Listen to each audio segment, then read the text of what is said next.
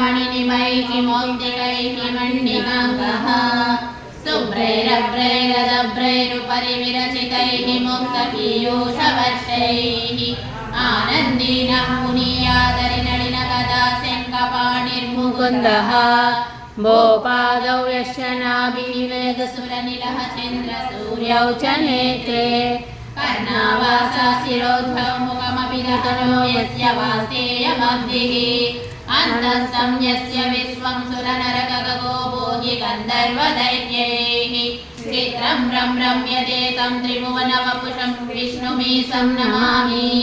ॐ नमो भगवते वासुदेवाय।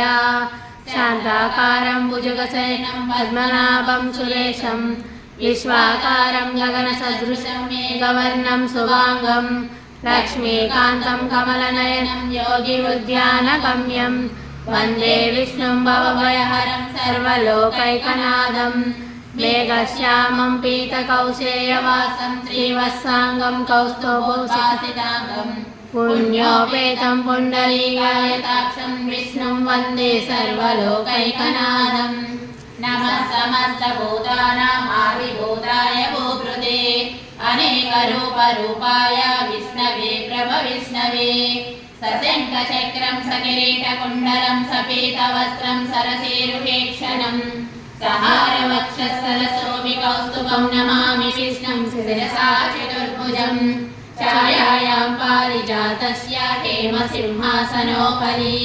आसीनमम्बुदस्यामायताक्षमलङ्कृतं चन्द्राननं चतुर्बाहुं श्रीवत्साङ्कितवक्षसं रुक्मिणी सत्यभामाभ्यां सहितं कृष्णमास।